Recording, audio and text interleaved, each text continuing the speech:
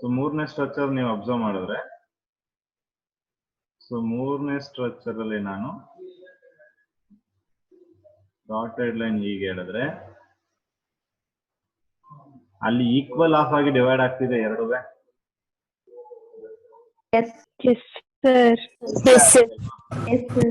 So ಎರಡು equal half ಆಗಿ divide ಆಗ್ತಿದೆ ಅಂದ್ರೆ ಅಲ್ಲಿ ಪ್ಲೇನ್ ಆಫ್ ಸಿಮಿಟ್ರಿ ಏನಾಗಿದೆ ನಮ್ಗೆ? ಪ್ಲೇನ್ ಆಫ್ ಸಿಮಿಟ್ರಿ ಪ್ರೆಸೆಂಟ್ ಅಲ್ಲ? it exists. Plane of symmetry exist. Okay, so plane of symmetry exist ಆಗಿರೋದ್ರಿಂದ ನೀವೀಗ ಮೂರನೇ ಇಮೇಜು ಮತ್ತೆ ನಾಲ್ಕನೇ ಇಮೇಜ್ ಎರಡನ್ನೂ ಕಂಪೇರ್ ಮಾಡಿ.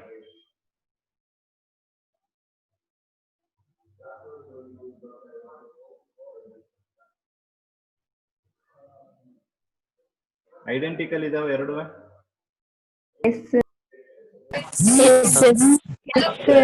ಥರ್ಡ್ ಮತ್ತೆ ಫೋರ್ತ್ ಎರಡರಲ್ಲೂ ನನಗೆ I can observe plane of symmetry, right? ಅವೆರಡು ಐಡೆಂಟಿಕಲ್ ಆಗಿದೆ ಮತ್ತೆ ಪ್ಲೇನ್ ಆಫ್ ಸಿಮಿಟ್ರಿ ಇದೆ. Are there optical active? No, they are optically inactive. Third ಮತ್ತೆ fourth structure ಏನ್ ತೋರಿಸ್ತಾ ಇದ್ದೀನಿ ನಾನು, they are going to be optically inactive, remember. Okay, so plane of symmetry ಬಂದ್ಬಿಟ್ಟಿದೆ ಇಲ್ಲಿ.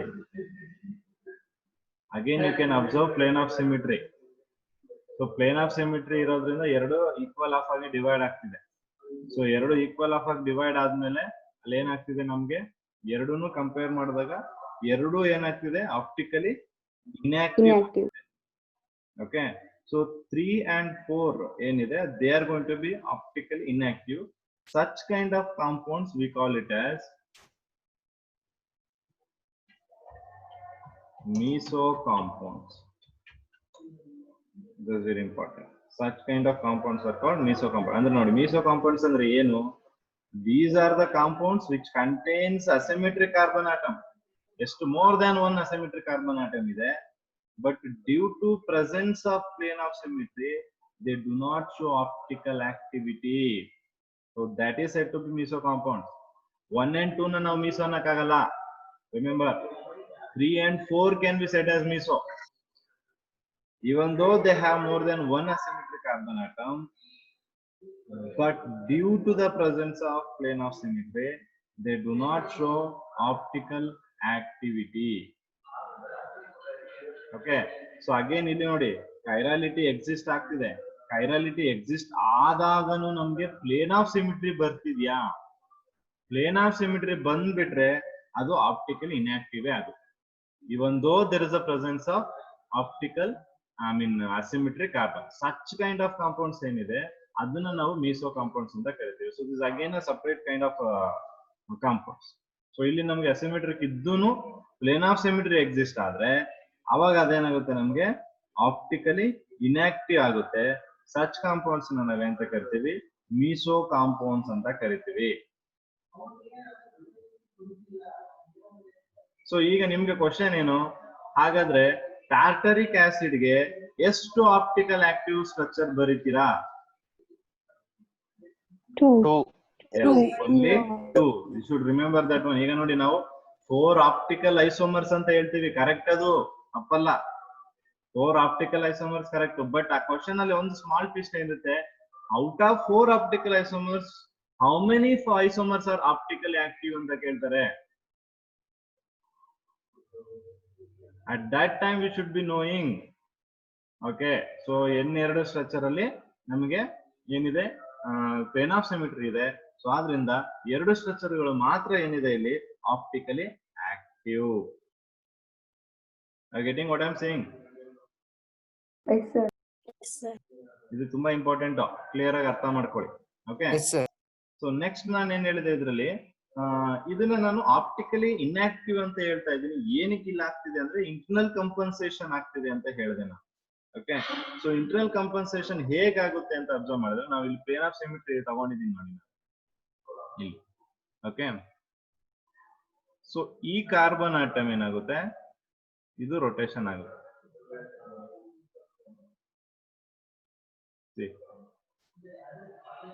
ಇದು ಹೀಗ್ ರೊಟೇಷನ್ ಆದ್ರೆ ಇಲ್ಲಿರುವಂತ ಕಾರ್ಬನ್ ಆಟಮ್ ಹೀಗ್ ರೊಟೇಷನ್ ಆಗುತ್ತೆ. ಕ್ಲಿಯರ್ ಆಗ್ತಿದೆ ಹೇಳ್ತಾ ಇರೋದು ನಾನು. ಇದನ್ನ ನಾವು ಇಂಟರ್ನಲ್ ಕಂಪನ್ಸೇಷನ್ ಅಂತ ಕರಿತೀವಿ, ಮಾಲಿಕ್ಯೂಲಿನ ಒಳಗಡೆನೆ. ಓಕೆ, ಎಕ್ಸ್ಟರ್ನಲ್ ಕಂಪನ್ಸೇಷನ್ ಅಲ್ಲಿ ಎರಡು ಡಿಫ್ರೆಂಟ್ ಪ್ಲಸ್ ಎಲ್ಲೋ minus, plus D minus L ಎರಡನ್ನೂ ತಗೊಂಡ್ ಮಿಕ್ಸ್ ಮಾಡಿದ್ವಿ, ಎಕ್ಸ್ಟರ್ನಲ್ ಅದು. ಬಟ್ ಇಲ್ಲಿ ಏನ್ ಮಾಡ್ತಿದೀವಿ, ಮಾಲಿಕ್ಯೂಲ್ ಒಳಗಡೆನೆ you can observe the rotation ದೇ. ಒಂದು ಕ್ಲಾಕ್ ವೈಸ್ ಹೋಗ್ತೀವಿ, ಇನ್ನೊಂದು ಆಂಟಿ ಕ್ಲಾಕ್ ವೈಸ್ ಇದೆ. ಇದನ್ನ ನಾವು ಇಂಟರ್ನಲ್ ಕಂಪನ್ಸೇಷನ್ ಅಂತ ಕರಿತೀವಿ. ಇಂಟರ್ನಲ್ ಕಂಪನ್ಸೇಷನ್ ಆದಾಗನು there is no possible of rotation of PPL.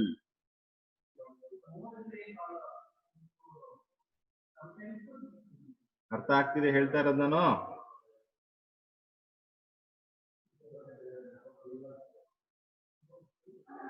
Are you getting what I am saying? Sir ಇನ್ನೊಂದ್ಸರಿ ಹೇಳಿ. ಸರ್ ಇನ್ನೊಂದ್ಸಲ ಹೇಳಿ.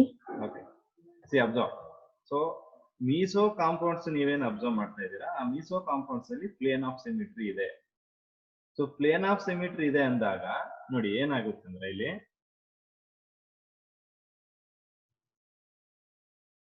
ಇದು ಈ ಪಾರ್ಟ್ ಇದೆಯಲ್ವಾ, ಈ ಪಾರ್ಟ್ ಮತ್ತೆ ಈ ಪಾರ್ಟ್. ಓಕೆ, ಇವೆರಡು ಏನಾಯ್ತು, ಮಿರರ್ ಇಮೇಜಸ್ ಕಾಣಿಸ್ತಿದೆಯಾ ಇಲ್ವಾ ನಿಮ್ಗೆ? ಅಬ್ಸರ್ವ್ ಮಾಡಿ, ಆ ಸೆಂಟ್ರಲ್ ಗ್ರೀನ್ ಲೈನ್ ಬಿಟ್ಟು ಆ ಗ್ರೀನ್ ಲೈನ್ ಎಬಾವ್ ಒಂದು, ಆ ಗ್ರೀನ್ ಲೈನ್ ಬಿಲೋ, ಅವೆರಡು ಮಿರರ್ ಇಮೇಜಸ್ ತರ ಕಾಣಿಸ್ತಿದೆಯಾ ನಿಮ್ಗೆ? ಅಲ್ವಾ? ಅವೆರಡು ಏನಾಗ್ತಿದೆ ನಮ್ಗೆ ಮಿರರ್ ಇಮೇಜಸ್ ತರ ಕಾಣಿಸ್ತಿದೆ. ಅಂದ್ರೆ ನಾವು ಮಿರರ್ ಇಮೇಜಸ್ ಬಂದಾಗ ಏನ್ ಹೇಳಿದ್ವಿ, ಒಂದು ಪ್ಲಸ್ ಡಿ ಆಗಿ ರೊಟೇಟ್ ಮಾಡುತ್ತೆ, ಇನ್ನೊಂದು ಮೈನಸ್ ಎಲ್ ಆಗಿ ರೊಟೇಟ್ ಮಾಡುತ್ತೆ ಅಂತ ಹೇಳಿದ್ದೆ.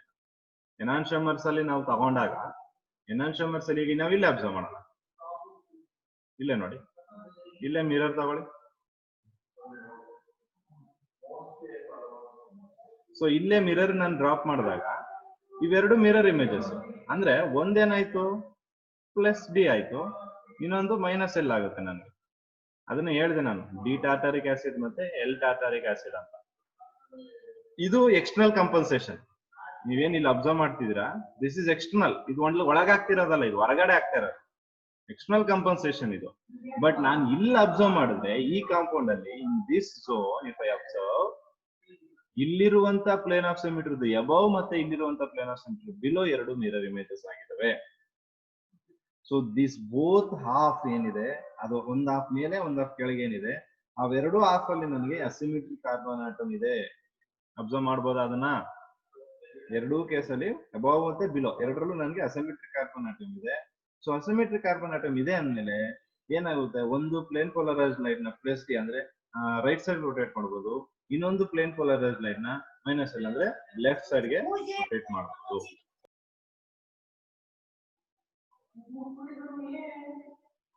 Clear what I am saying? Okay, so ಆವಾಗ ಏನಾಗುತ್ತೆ, ಆವಾಗ ಮಾಲಿಕ್ಯೂಲ್ ಇನ್ಆಕ್ಟಿವ್ ಆಗುತ್ತೆ. ಅಂದ್ರೆ PPL ನಾನು ಅವಾಗ ಪಾಸ್ ಮಾಡಿದ್ರೆ ಆ PPL ರೊಟೇಷನ್ 0 ಡಿಗ್ರಿಗೆ ಬಂದು ನಿಂತ್ಕೊಳ್ಳುತ್ತೆ. So then I will not get any change in the direction of the PPL. So this compensation, what is happening, that is within the molecule. Within the molecule, ಈ compensation ಆಗ್ತಿರೋದ್ರಿಂದ we call this as an internal compensation. Is that clear?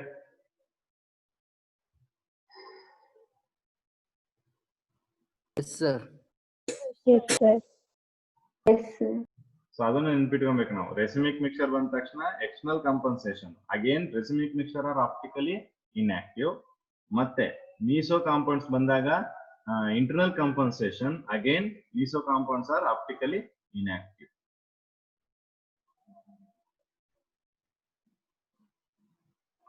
ಅರ್ಥ ಆಗಿದೆ differences ನಿಮಗೆ?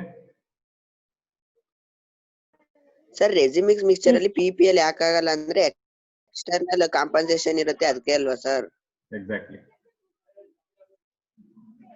Sir ಇಲ್ಲಿ 1 ಮತ್ತೆ second ಅಲ್ಲಿ external compensation ಆಗುತ್ತೆ ಅಂದ್ರೆ ಹೌದು, ಅದು ಆಪ್ಟಿಕಲಿ ಆಕ್ಟಿವ್ ಆಗಬಾರ್ದು ತಾನೆ? ಆಗುತ್ತೆ optical inactive.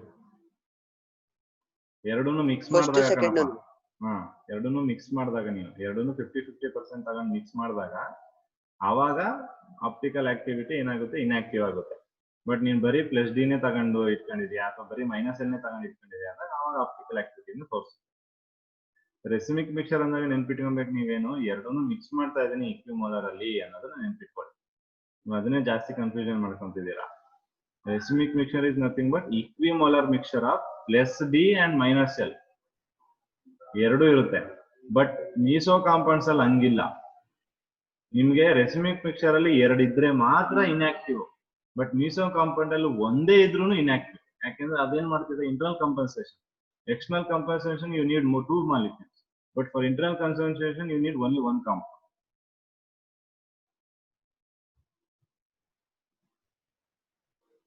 Clear? Yes, sir. Thank you. Okay. So this is all about meso compounds and optical isomers of tartaric acid. So next idರಲ್ಲಿ ನಮಗೆ ಏನಿದೆ ಅಂದ್ರೆ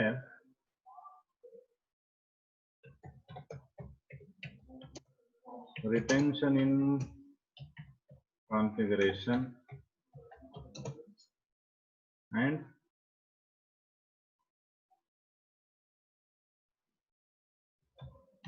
inversion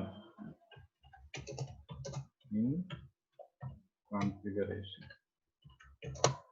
Retention in configuration ಮತ್ತೆ inversion in configuration. Inversion in configuration na you can call it as Walden inversion.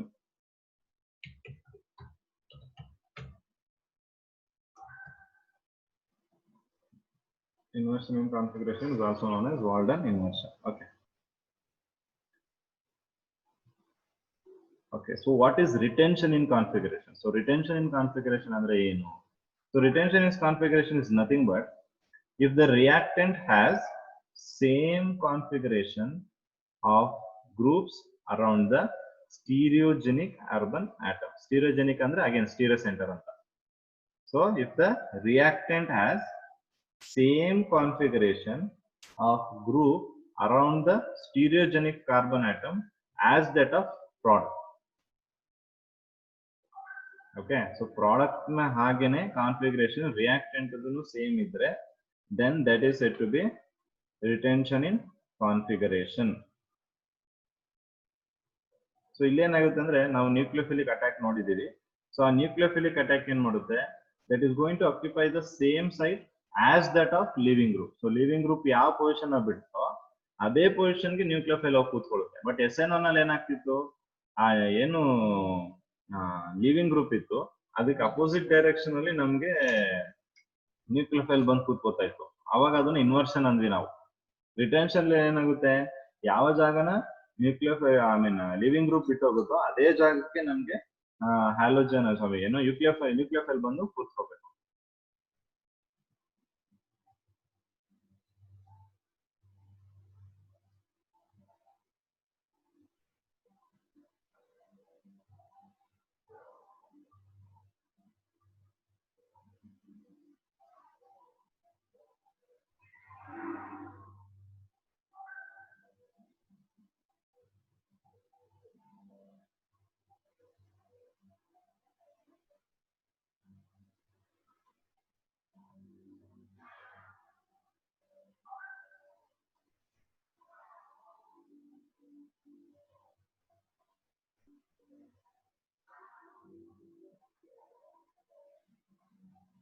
So can you observe the stereo center here?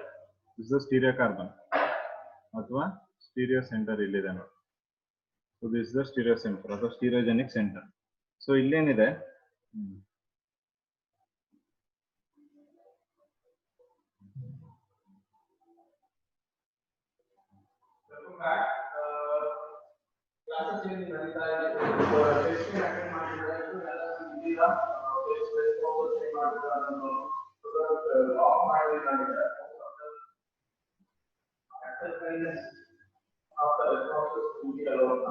Okay. So ಇಲ್ಲಿ ನೋಡಿ ಈಗ ಈ compound ಅಲ್ಲಿ retention ಇನ್ configuration. So ನಾನು ತಗೊಂಡಿರೋ compound 2-methyl butanol. Okay, so ಈ compound ಅಲ್ಲಿ ನೀವು ಅಬ್ಸರ್ವ್ ಮಾಡಿದ್ರೆ ಏನಾಗುತ್ತೆ OH is replaced by Cl.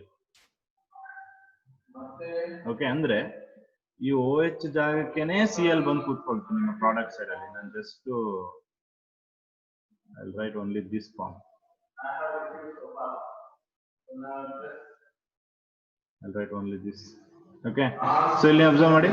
The reactant configuration is the same that products configuration. ಗೊತ್ತಾಗ್ತಿದ್ಯಾ? So retention in configuration ಅಂದ್ರೆ reactant ಮತ್ತು ಪ್ರಾಡಕ್ಟ್ ಅದು ಎರಡರದನ್ನು ಕಾನ್ಫಿಗರೇಷನ್ ಸೇಮ್ ಇರಬೇಕು ನಮ್ಗೆ. Should remember that one. ಅವಾಗ ರಿಟೆನ್ಷನ್ ಎರಡು ಡಿಫ್ರೆಂಟ್ ಐತೆ ಅಂದ್ರೆ ಏನಾಗುತ್ತೆ?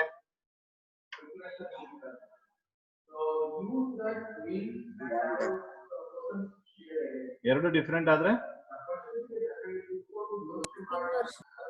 ಎಸ್ ಇನ್ವರ್ಷನ್ ಇನ್ ಕಾನ್ಫಿಗರೇಷನ್ ಅಂತ ಇನ್ವರ್ಷನ್ ವಾಲ್ಡನ್ ಇನ್ವರ್ಷನ್ ಆಗಿ. ಸೊ ಅರ್ಥ ಆಗಿದೆಯಾ ರಿಟೆನ್ಷನ್ ಮತ್ತೆ ಇನ್ವರ್ಷನ್ ಅಂದ್ರೆ ಏನು ಅಂತ?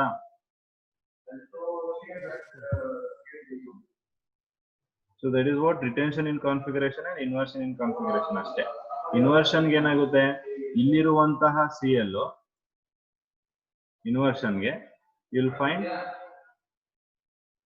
that in this position ಇಲ್ಲಿಗೆನೆ CH2 ಮತ್ತೆ CL ಬರಬಹುದು, ರಿವರ್ಸ್ ಬರುತ್ತೆ. ಓಕೆ, ಸೊ ಅವಾಗ ಇದಕ್ಕೆ ಇದಕ್ಕೆ ಕಂಪೇರ್ ಮಾಡಿದ್ರೆ ಇದು ಉಲ್ಟಾ ಇದೆ. ಸೊ ಅವಾಗ ಇದೇನಾಗುತ್ತೆ ನಮ್ಗೆ ಇನ್ವರ್ಷನ್ ಕಾನ್ಫಿಗರೇಷನ್ ಆಗುತ್ತೆ. ಓಕೆ, ಸೊ SN2 ಅಲ್ಲಿ ನಿಮ್ಗೆ ಏನ್ ಕಾಣಿಸುತ್ತೆ? ಇನ್ವರ್ಷನ್ ಇನ್ ಕಾನ್ಫಿಗರೇಷನ್ ಇರಬಹುದು. So that is Walden inversion. Sir in SN1 ಇನ್ನೊಂದ್ಸತಿ ರಿಪೀಟ್ ಮಾಡಿ. ಸರ್ ಇಲ್ಲಿ SN1 ಅಲ್ಲಿ ರಿಟೆನ್ಷನ್ ಮತ್ತೆ ಇನ್ವರ್ಷನ್ ಎರಡು ಆಗುತ್ತಲ್ವಾ? ಹೌದು ಹೌದು.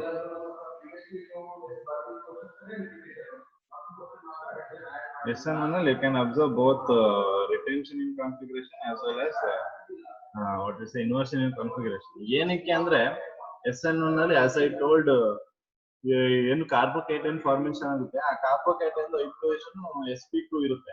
sp2 ಹೈಬ್ರಿಡೇಷನ್ ಇದ್ರೆ ಅದು ಪ್ಲೇನಾರ್. ಪ್ಲೇನಾರ್ ಸ್ಟ್ರಕ್ಚರ್ ಗೆ ಏನಾಗುತ್ತೆ, ನಮ್ಮ ನ್ಯೂಕ್ಲಿಯೋಫೈಲ್ ಎಬಾವ್ ಆದ್ರೂ ಅಟ್ಯಾಕ್ ಮಾಡಬಹುದು, ಬಿಲೋ ಆದ್ರೂ ಅಟ್ಯಾಕ್. ಸೊ ಎಬಾವ್ ಮತ್ತೆ ಬಿಲೋ ಅಟ್ಯಾಕ್ ಮಾಡಿದಾಗ ಕಾನ್ಫಿಗರೇಷನ್ ಚೇಂಜ್ ಆಗುತ್ತೆ. ಓಕೆ, ಸೊ ಅಲ್ಲಿ ಅದನ್ನ ನಾವು ಎಲ್ ಐಸೋಮರ್ ಮತ್ತೆ ಡಿ ಐಸೋಮರ್ ಅಂತ ಕರ್ಕೊಂಡಿದೀವಿ. ಸೊ ಆ ಎಲ್ಲು ಡಿ ನ ನಾವು inversion in configuration R retention in configuration ಅಂತ ಕರೀತೀವಿ.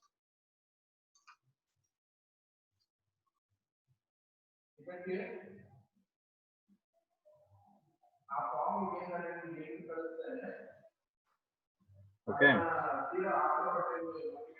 ಸೊ ಅಲ್ಲಿ ನಮಗೆ SN1 ಅಲ್ಲಿ 50% ಡಿ ಮತ್ತೆ 50% ಎಲ್ ಐಸೋಮರ್ಸ್ ಫಾರ್ಮೇಷನ್ ಆಗುತ್ತೆ.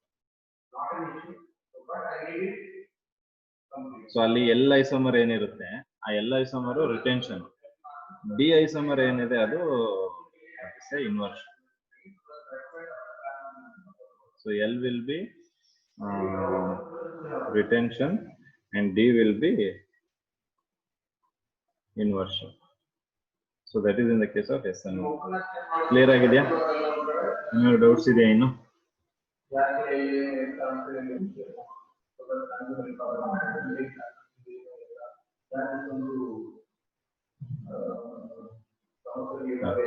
So this is all about the stereochemical aspects. Stereochemistry of haloalkane stuff ಅಲ್ಲಿ ಬರುವಂತ ಎಲ್ಲ stereochemistry ನೀವು come across. ಮತ್ತೆ ಆಪ್ಟಿಕಲ್ ಐಸೋಮೆರಿಸಮ್ ಅಂದ್ರೆ ಏನು, ಬೇಸಿಕ್ stereochemical principles ಮತ್ತೆ ಅದರದ್ದು notations. Hope this is clear for you all.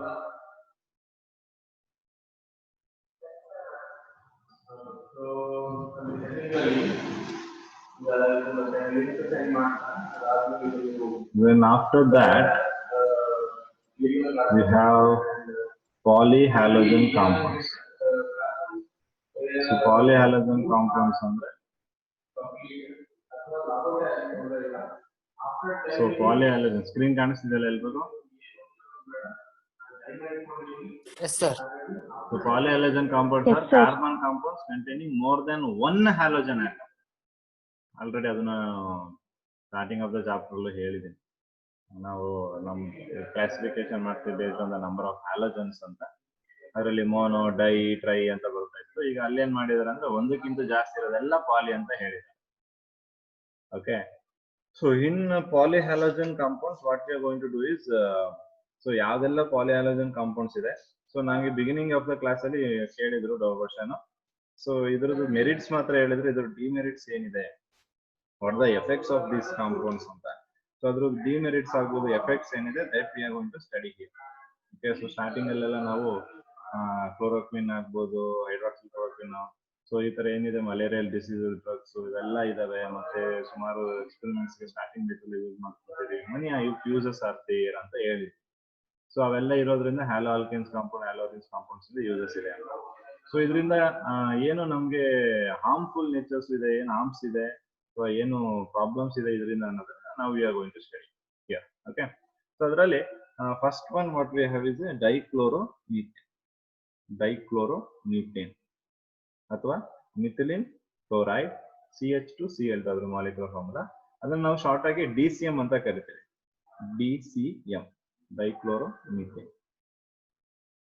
So ಈ ಡೈಕ್ಲೋರೋಮೀಥೇನ್ ಏನು? ಸೊ ಈ ಡೈಕ್ಲೋರೋಮೀಥೇನ್ ಇದೆ ಆಕ್ಚುಲಿ ಇದು colourless. Then it is going to be an volatile liquid. ಸೊ ಇಟ್ moderately has some sweet aroma. ಇದನ್ನ ನಾವು ಮೋಸ್ಟ್ ಆಫ್ ಆಲ್ ಸಾಲ್ವೆಂಟ್ ಆಗಿ ಯೂಸ್ ಮಾಡ್ತೀವಿ. ಯಾವ್ದಾದ್ರು ಸಾಲಿಡ್ ಗಳನ್ನ ಡಿಸಾಲ್ವ್ ಮಾಡೋದಕ್ಕೆ ಸಾಲ್ವೆಂಟ್ ಆಗಿ ಯೂಸ್ ಮಾಡ್ತೀವಿ ಇದನ್ನ. ಮೋಸ್ಟ್ ಆಫ್ ದ ಟೈಮ್ ಅಲ್ಲಿ ಇದನ್ನ ನಾವು ಈ ಫಾರ್ಮಸ್ಯೂಟಿಕಲ್ ಇಂಡಸ್ಟ್ರೀಸ್ ಅಲ್ಲಿ ಯೂಸ್ ದಿಸ್. ಆಮೇಲೆ ಇಲ್ಲಾಂದ್ರೂ ಕೆಲವೊಂದು ಆರ್ಗ್ಯಾನಿಕ್ ಸಿಂಥಸಿಸ್ ಮಾಡ್ತಾ ಇರುವಂತ ದೊಡ್ಡ ದೊಡ್ಡ ಇಂಡಸ್ಟ್ರಿ ಎಲ್ಲ ಇದನ್ನ DCM ನ ಸಾಲ್ವೆಂಟ್ ಆಗಿ ಯೂಸ್ ಮಾಡ್ತಾರೆ. And this DCM is not miscible with water. It's going to be not miscible ಅಂದ್ರೆ ಮಿಕ್ಸ್ ಆಗಲ್ಲ ವಾಟರ್ ಜೊತೆ. ಬಾಯ್ಲಿಂಗ್ ಪಾಯಿಂಟ್ ಡೈಕ್ಲೋರೋಮೀಥೇನ್ ಎಷ್ಟಿದೆ ಅಂತ 313 ಕೆಲ್ವಿನ್ ಇದೆ. Boiling point 313 kelvin. So uses ಏನಿದೆ? ಸೊ ಯೂಸಸ್ ಏನಿದೆ? As a propellants in aerosols. So they used as a propellants and metal finishing and cleaning solvents. Sir propellants ಅಂದ್ರೆ ಏನು? Propellants ಅಂದ್ರೆ like what we say some fuel, like ಅದು fuel ತರ use ಮಾಡ್ತಾರೆ. ಅಂದ್ರೆ ಏನೇ ಒಂದು ಲೈಕ್ ಸೇ ರಾಕೆಟ್ ನಲ್ಲಿ ಪ್ರೊಪಲೆಂಟ್ಸ್ ಯೂಸ್ ಮಾಡ್ತೀವಲ್ಲ, ಸೊ ಆ ತರ form of fuel. Okay, so next ಅದಾದ್ಮೇಲೆ metal finishing and cleaning solvent. ಅಂದ್ರೆ ಅಲ್ಲಿ ನಿಮ್ಗೆ ಮೆಟಲ್ಸ್ ಕ್ಲೀನ್ ಮಾಡೋದಕ್ಕೆ ಅದನ್ನೆಲ್ಲ ಯೂಸ್ ಮಾಡ್ತಾರೆ ಅಲ್ಲಿ. As a process solvent in manufacture of drugs. As I told, drug industries ಅಲ್ಲಿ ಜಾಸ್ತಿ ಯೂಸ್ ಮಾಡ್ತಾರೆ ಅದನ್ನ ಅಂತ. ಸೊ ಇನ್ನು ಏನಿದೆ ಅಂದ್ರೆ ಈ ಪೇಂಟ್ ರಿಮೂವರ್ ಅಂಡ್ ಗ್ರೀಸ್ ಎಲ್ಲ ಇರುತ್ತಲ್ಲ, ಆ ಪೇಂಟ್ ಗ್ರೀಸ್ ಅವನ್ನೆಲ್ಲ ರಿಮೂವ್ ಮಾಡೋದಕ್ಕೂ ಕೂಡ ಇದನ್ನ ಯೂಸ್ ಮಾಡ್ತಾರೆ. ಅಂಡ್ ಆಲ್ಸೋ ಏನು ಫ್ಲೇವರಿಂಗ್ಸ್ ಆಗಿ ಕೂಡ ಇದನ್ನ ಯೂಸ್ ಮಾಡ್ತಾರೆ as a ಫ್ಲೇವರಿಂಗ್ಸ್.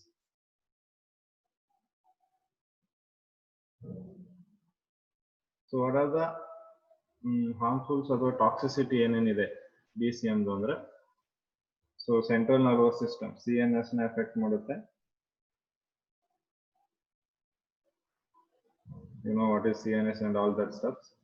So it affects CNS, and lower level of CH2Cl in air can lead to slightly impaired hearing and vision. ಅಂದ್ರೆ ಹೈ ಎಕ್ಸ್ಪೋಸರ್ ಆಗ್ತಿದೀವಿ ಅಂದ್ರೆ ನಾವು DCM ಗೆ. ಫಾರ್ ಎಕ್ಸಾಂಪಲ್ ಕೆಮಿಕಲ್ ಇಂಡಸ್ಟ್ರೀಸ್ ಅಲ್ಲಿ ನಾವು ಈಗ ನೀವು ಏನಾದ್ರು ಮಾಸ್ಟರ್ಸ್ ಮಾಡಿದ್ರೆ ಕೆಮಿಸ್ಟ್ರಿಲಿ, ಸೊ ಅಲ್ಲಿ ಏನ್ ಮಾಡ್ತಾರೆ ಅಂದ್ರೆ ನಿಮ್ಗೆ ಇಯರ್ ಅಂಡ್ ಅಂದ್ರೆ ಸೆಕೆಂಡ್ ಇಯರ್ ಮುಗಿದಾಗ they last you to do a project. So ಆ ಪ್ರಾಜೆಕ್ಟ್ ಅಲ್ಲಿ ಏನಿರುತ್ತೆ ಅಂದ್ರೆ you need to go to some different kind of chemical industries and you have to carry out some experiment or some synthesis, all that stuffs. So ಆ kind of things ಮಾಡ್ಬೇಕಾದ್ರೆ ನಮ್ಗೆ ಇಲ್ಲಿ ಇದಕ್ಕೆ ಚೆನ್ನಾಗಿ ಇನ್ನೂ ಎಕ್ಸ್ಪೋಜರ್ ಸಿಗುತ್ತೆ. ಅಲ್ಲೆಲ್ಲ ನಾವು DCM ನ ಯೂಸ್ ಮಾಡ್ತೀವಿ, TFM ಎಲ್ಲ ಯೂಸ್ ಮಾಡ್ತೀವಿ. ಆ DCM ಏನ್ ಯೂಸ್ ಮಾಡ್ತೀವಿ ಅವಾಗ ನಾವು ಅದಕ್ಕೆ ಜಾಸ್ತಿ ಎಕ್ಸ್ಪೋಜರ್ ಆದ್ರೆ ಅದಕ್ಕೇನೆ ನೀವು ಕ್ಯಾನ್ ಅಬ್ಸರ್ವ್ ನಿಮ್ದು ಬಿಗ್ ಇಂಡಸ್ಟ್ರೀಸ್ ಎಲ್ಲ ಏನ್ ಮಾಡ್ತಾರೆ ಅಂದ್ರೆ ನಿಮ್ಗೆ ಗ್ಲಾಸು, ಮಾಸ್ಕು, ಆಮೇಲೆ ಏಪ್ರಾನ್ಸ್, ಶೂಸ್ ಎಲ್ಲ ಕೊಟ್ಟಿರ್ತಾರೆ. ಏನಕ್ಕೆ ಅಂದ್ರೆ ಹ್ಯೂಮನ್ ಬಾಡಿ ಅದಕ್ಕೆ ಜಾಸ್ತಿ ಎಕ್ಸ್ಪೋಸ್ ಆಗಬಾರ್ದು ಅಂತ. There is a lot of problems. So ಅದಕ್ಕೇನೆ ನೋಡಿ ಲೋವರ್ ಲೆವೆಲ್ ಆಫ್ ಅದನ್ನೇನಾದ್ರು ನಮ್ಗೆ ಈಗ ನಾವೇನಾದ್ರು ಹ್ಯೂಮನ್ ಎಕ್ಸ್ಪೋಸ್ ಆದ್ರೆ ಅದಕ್ಕೆ ಅವಾಗ ಏನಾಗುತ್ತೆ, ಹೀರಿಂಗ್ ಅಥವಾ ವಿಷನ್ ಪ್ರಾಬ್ಲಮ್. ಅದೇ ರೀತಿ ಹೈಯರ್ ಲೆವೆಲ್ ಆದಾಗ ಡಿಸಿನೆಸ್, ನಾಸಿಯಾ.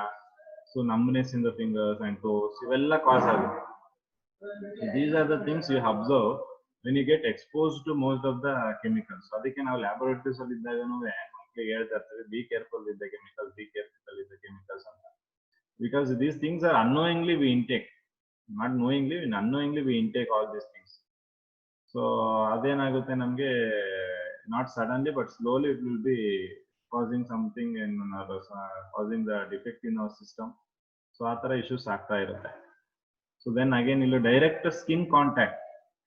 ಸೊ ನೀವೇನಾದ್ರೂ DCM ನ ಕೈ ಮೇಲೆ ಬೀಳಿಸ್ಕೊಂಡ್ರೆ ಅಥವಾ ಮುಖಕ್ಕೆ ಆರಿಸ್ಕೊಂಡ್ರೆ ಏನಾಗುತ್ತೆ, ಬರ್ನಿಂಗು ಮತ್ತೆ mild redness of the skin you are going to observe. Okay, so if you are more caring about your physical or about your physics, be far from your chemicals, but not from the chemicals. Okay, so next ನಮ್ಗೆ ಇರೋದು ಟ್ರೈಕ್ಲೋರೋಮೀಥೇನ್ ಅಥವಾ chloroform. So ಇದೆಲ್ಲ almost ಚೆನ್ನಾಗಿ ಎಲ್ರಿಗೂ ಗೊತ್ತಿರುತ್ತೆ. ಟ್ರೈಕ್ಲೋರೋಮೀಥೇನ್ ಅಥವಾ chloroform ಏನಿದೆ ಅನ್ನೋದು people will be knowing. So ಏನಕ್ಕೆ ನಾವು ಕ್ಲೋರೋಫಾರ್ಮ್, ಟ್ರೈಕ್ಲೋರೋಮೀಥೇನ್ ಎಲ್ಲ ಯೂಸ್ ಮಾಡ್ತೀವಿ ಅಂತ ನಿಮ್ಗೆ ಚೆನ್ನಾಗಿ ಗೊತ್ತೇ ಇದೆ, ರೈಟ್? ಓಕೆ, ಸೊ ಇಲ್ಲಿ ಕ್ಲೋರೋಫಾರ್ಮ್ ಏನಿದೆ, ಸೊ ಅದು CHCl3 ಕ್ಲೋರೋಫಾರ್ಮ್. ಸೊ ಅದನ್ನ ನಾವು ಟ್ರೈಕ್ಲೋರೋ ಮೀಥೇನ್ ಅಂತ ಕರಿತೀವಿ. Trichloro methane. ಸೊ ಹೇಗೆ ಇದನ್ನ ಪ್ರಿಪೇರ್ ಮಾಡಿದೀವಿ, how we have prepared trichloromethane ಅಂದ್ರೆ, ಅಗೇನ್ ಏನ್ ಹೇಳಿದೆ ನಾನು ಸ್ಟಾರ್ಟಿಂಗ್ ಅಲ್ಲಿ ನಾವು ಮಾಡಿದ್ವಲ್ಲ, chlorination of methane in the presence of diffused sunlight ಅಂತ ಏನಿದೆ. ಸೊ ಆ ಪ್ರೋಸೆಸ್ ಇಂದ ಮಾಡಿ we are going to obtain the different compounds. So ಅದರಲ್ಲಿ ಕ್ಲೋರೋಫಾರ್ಮ್ ಒಂದು ನಮ್ಗೆ ಬರುತ್ತೆ. ಈ ಕ್ಲೋರೋಫಾರ್ಮ್ ಏನ್ ಮಾಡ್ತೀವಿ, ಮಿಕ್ಸರ್ ಆಫ್ ಕಾಂಪೌಂಡ್ಸ್ ಬಂದಾಗ ಫ್ರಾಕ್ಷನಲ್ ಡಿಸ್ಟಿಲೇಷನ್ ಪ್ರೋಸೆಸ್ ಮಾಡಿ we are going to separate this. Again TCM ಬಗ್ಗೆ ಹೇಳಿದರೆ, TCM is again a colorless heavy liquid with a sweet taste. Again its boiling point will be 334 Kelvin. So boiling point increase ಆಗಿದೆ comparatively to dichloromethane. So dichloromethane ಗಿಂತ ಇದ್ರದ್ದು boiling point increase ಆಗಿದೆ, 334 Kelvin. And insoluble in water again. So ಏನಕ್ಕೆ chloroform use ಮಾಡ್ತೀವಿ ನಿಮ್ಗೆ ಗೊತ್ತಿದೆ already. ಏನಕ್ಕೆ use ಮಾಡ್ತಾರೆ ಕ್ಲೋರೋಫಾರ್ಮ್ ನೋಡಿ, earlier used as anaesthetic but has been replaced due to its toxicity. So ಮೊದಲೆಲ್ಲ ಏನ್ ಮಾಡ್ತಾ ಇದ್ನ ಅನೆಸ್ಥೆಟಿಕ್ ಯೂಸ್ ಮಾಡ್ತಾ ಇದ್ರು, ಬಟ್ ಈಗ ಅದನ್ನ ಟಾಕ್ಸಿಸಿಟಿ ಇರೋದ್ರಿಂದ ರಿಪ್ಲೇಸ್ ಮಾಡಿದ್ದಾರೆ. ಅಂಡ್ ಅದು solvent for fats, alkaloids, iodine and other substance ಅದನ್ನ ಡಿಸಾಲ್ವ್ ಮಾಡೋದಕ್ಕೆ, ಫ್ಯಾಟ್ಸ್ ಆಲ್ಕಲಾಯ್ಡ್ಸ್ ನ ಡಿಸಾಲ್ವ್ ಮಾಡೋದಕ್ಕೆ. In the production of freon refrigerant R20. I'll tell you what is freons. So toxicity already ಇದೆ. Inhaling these causes again hits the CNS, central nervous system ನ hit ಮಾಡುತ್ತೆ. Different dizziness, fatigue, headache. Okay, and chronic ಅಂದ್ರೆ ಅದು related to respiratory. So damages liver and kidneys. Immersion of skin in CHCl3, developments of sores, uri. Again ಅದು ಏನಂದ್ರೆ ನಿಮ್ ಕೈ ಮೇಲೆ ಏನಾದ್ರು ಬಿದ್ರೆ ಉರಿ ಸ್ಟಾರ್ಟ್ ಆಗುತ್ತೆ, ಬರ್ನಿಂಗ್ ಸೆನ್ಸೇಷನ್ಸ್. ಸೊ ಇಲ್ಲಿ ನೋಡಿ, this very very very important. You can observe this. CHCl3 is oxidized to an extremely poisonous gas called phosgene. ಇದು ತುಂಬಾ ಇಂಪಾರ್ಟೆಂಟ್, ಒಂದು ಮಾರ್ಕ್ಸ್ ಗೆ ತುಂಬಾ ಸಲ ರಿಪೀಟ್ ಮಾಡಿರುವಂತ question. Please note this down. CHCl3 is oxidized to extremely poisonous gas phosgene in the presence of light. ಅದಕ್ಕೆ ನೋಡಿ ಈಗ ಹೇಳಿದ್ದಾರೆ, that is why chloroform is stored in a closed dark colored bottles completely filled so that no air is left inside the bottles. ಕೇಳಬಹುದು, why chloroform is placed in a dark colored bottles, ಅಥವಾ ಯಾಕೆ ಅದು complete fill ಮಾಡಿರ್ತಾರೆ, give reasons ಅಂತ ಕೇಳಬಹುದು. ಅಥವಾ chloroform oxidation ಆಗಿ ಯಾವ ಪಾಯ್ಸನಸ್ ಗ್ಯಾಸ್ ಬರುತ್ತೆ ಕೇಳ್ಬೋದು, ಕಾಂಪೋಸಿಷನ್ COCl2 ಏನಂತ ಕೇಳ್ಬೋದು. ಸೊ ಅದಕ್ಕೆ ಇದು ತುಂಬಾ ತುಂಬಾ ವೆರಿ ವೆರಿ ಇಂಪಾರ್ಟೆಂಟ್. ಸೊ ನೀವು ಲ್ಯಾಬ್ ಅಲ್ಲಿ ನೋಡ್ತಿರ್ದಾರ, ಮೋಸ್ಟ್ ಆಫ್ ದ ಏನು ಆಸಿಡ್ಸ್ ಆಗ್ಬೋದು ಅಥವಾ ಕೆಮಿಕಲ್ಸ್ ಆಗ್ಬೋದು, ನಾವು ಅದನ್ನ ಡಾರ್ಕ್ ಬಾಟಲ್ ಇಟ್ಟಿರ್ತೀವಿ. ಆಮೇಲೆ ಎಸ್ಪೆಷಲಿ ನಮ್ಮ ಕಾಲೇಜಲ್ಲಿ VPUC can see we have store that in a separate fuse chamber ಅಲ್ಲಿ ಒಂದರಲ್ಲೇ ಒಳಗಡೆ ಹಾಕಿ ಇಟ್ಬಿಟ್ಟಿರ್ತೀವಿ ಲಾಕ್ ಮಾಡಿ, ಹೊರಗಡೆ ಎಕ್ಸ್ಪೋಸ್ ಮಾಡೋದೇ ಇಲ್ಲ ಅದನ್ನ. ಯಾಕೆಂದ್ರೆ because these kind of reasons are there, these kind of toxicity are there, this kind of harmful cases will release, harmful gases will release, harmful ಏನಾದ್ರೂ ಆಗೇ ಆಗುತ್ತೆ ಅನ್ನೋ ಕಂಡೀಷನ್ ಇಂದ we'll going to following that all kind of safety measures. Okay, so this is very important. So chloroform oxidize ಆದಾಗ poisonous gas ಯಾವ್ದು release ಆಗುತ್ತೆ, oxygen is going to release. Okay, so ಅದನ್ನ ನೆನಪಿಟ್ಕೊಳ್ಳಿ. So next ಬಂದು ನಮಗೆ CCl4 tetrachloro methane ಅಥವಾ carbon tetrachloride. So carbon tetrachloride ಏನಿದೆ ಅದನ್ನ, ಅದು again colourless heavy liquid, is heavier than water ಮತ್ತೆ insoluble in water ಕೂಡ, but is going to be soluble in organic solvents such as ether.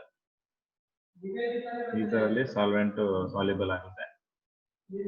So ಇದ್ರದ್ದು uses ಏನಿದೆ, ರೆಫ್ರಿಜರೆಂಟ್ಸ್ ಅಲ್ಲಿ ಮತ್ತೆ ಏರೋಸಾಲ್ ಪ್ರೊಪೆಂಟ್ಸ್ ಅಲ್ಲಿ ಯೂಸ್ ಮಾಡ್ತೀವಿ.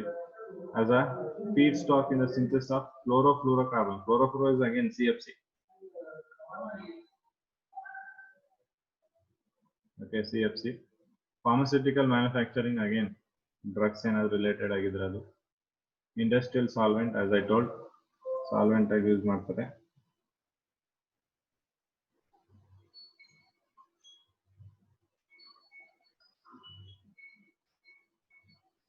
Then cleaning fluid, ಕ್ಲೀನ್ ಮಾಡೋದಕ್ಕೆ fire ಎಸ್ಟಿಂಗ್ವಿಷರ್ಸ್.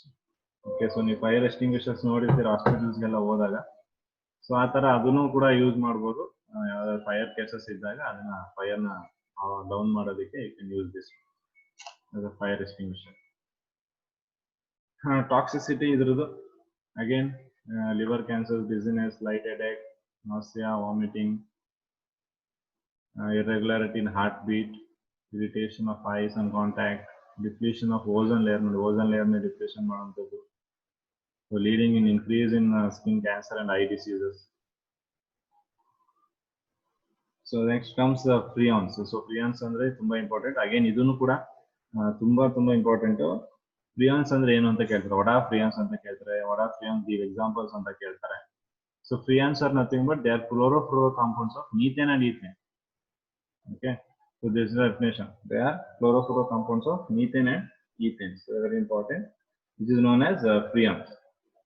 So ಈ freons ಏನಿದೆ again colorless, odorless, non-flammable, non-corrosive gases of low toxicity, and they are ಯಾವ್ದ್ರಲ್ಲಿ ಮೇನ್ ಆಗಿ ಅಂದ್ರೆ ರೆಫ್ರಿಜರೇಟರ್ ಇರ್ತಾವಲ್ಲ, ಸೊ ಅದರಲ್ಲಿ ಅದನ್ನ ಯೂಸ್ ಮಾಡ್ತಾರೆ. CFC, you all know that CFC is released from the AC ಅಥವಾ refrigerants ಏನಿದೆ ಅದರಿಂದ ರಿಲೀಸ್ ಆಗ್ತಾ ಹೋಗುತ್ತೆ.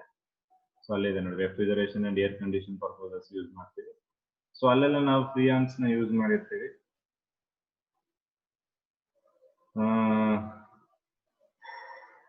ಸೊ ಲೋ ವಿಸ್ಕಾಸಿಟಿ ಮತ್ತೆ ಬಾಯ್ಲಿಂಗ್ ಪಾಯಿಂಟ್ ಕೂಡ ಲೋ ಇರುತ್ತೆ ಇದ್ರದ್ದು. So because of their low surface tension, low viscosity and low boiling point, ಅದನ್ನು ನಾವು ರೆಫ್ರಿಜರೆಂಟ್ಸ್ ಆಗಿ ಯೂಸ್ ಮಾಡ್ತೀವಿ. ಸೊ ಅಲ್ಲೂ ಕೂಡ ನಿಮ್ಗೆ ರೀಸನ್ ಕೇಳ್ಬೋದು, why freons are use as refrigerants ಅಂದ್ರೆ ನೀವು ಈ ಮೂರು ರೀಸನ್ ಕೊಡ್ಬೋದು. ಒಂದು, because of their low surface tension, low viscosity and low boiling point. So ಅದಕ್ಕೋಸ್ಕರ ಅದನ್ನ ನಾವು ರೆಫ್ರಿಜರೆಂಟ್ ಆಗಿ ಯೂಸ್ ಮಾಡ್ತೀವಿ. ಜೊತೆಗೆ they are going to be extremely stable ಮತ್ತೆ ಇನರ್ಟ್ ಕಾಂಪೌಂಡ್ಸ್. ತುಂಬಾ ಸ್ಟೇಬಲ್ ಆಗಿರೋದ್ರಿಂದ ರಿಯಾಕ್ಟಿವಿಟಿ ತುಂಬಾ ಕಮ್ಮಿ ಇರುತ್ತೆ ಇರೋದು. They not going to be very easily reactable. And ಮತ್ತೆ ಸೊ ಆಲ್ರೆಡಿ ನಿಮ್ಗೆ ಅಲ್ಲಿ ಒಂದು ಪಾಯಿಂಟ್ಸ್ ಇದೆ, ಅಲ್ಲಿ ರೀಡ್ ಔಟ್ ನಾನ್ ಟಾಕ್ಸಿಕ್ ಅಲ್ಲಿ ಸೋಲ್ಟ್ ಈಸಿಲಿ ಲಿಕ್ವಿಫೈಯಬಲ್ ಅಂತಾನೆ ಹೇಳಿದ್ದಾರೆ. ಅಗೇನ್ ಟಾಕ್ಸಿಸಿಟಿ ಬಂದ್ರೆ ನಿಮ್ಗೆ ಗೊತ್ತೇ ಇದೆ, CFC ಇದು ಡೈರೆಕ್ಟ್ ಹಿಟ್ ಮಾಡುವಂಥದ್ದೇ ಓಝೋನ್ ಲೇಯರ್ನ. ಸೊ ಅದು most important cause for the depletion of ozone layer. So ಅದರಲ್ಲಿ ನಮಗೆ ಡಿಫ್ರೆಂಟ್ ಫ್ರಿಯಾನ್ಸ್ಗಳಿದಾವೆ. ಸೊ ಯಾವೆಲ್ಲ ಫ್ರಿಯಾನ್ಸ್, ಫ್ರಿಯಾನ್ 12 ಇದೆ ನಿಮ್ಗೆ, ಬರೀ ಫ್ರಿಯಾನ್ 12 ಮಾತ್ರ ಎಕ್ಸಾಂಪಲ್ ಕೊಡ್ತಾರೆ. ಬಟ್ ಡಿಫ್ರೆಂಟ್ ಫ್ರಿಯಾನ್ಸ್ ಇದಾವೆ. ಫ್ರಿಯಾನ್ 12, ಫ್ರಿಯಾನ್ 11, ಫ್ರಿಯಾನ್ 22, ಫ್ರಿಯಾನ್ 114, ಫ್ರಿಯಾನ್ 113, ಸೊ ಈ ತರ ಡಿಫ್ರೆಂಟ್ ಫ್ರೀಯಾನ್ಸ್ ಇದಾವೆ. ಸೊ ಫ್ರೀಯಾನ್ 12 ನೋಡಿ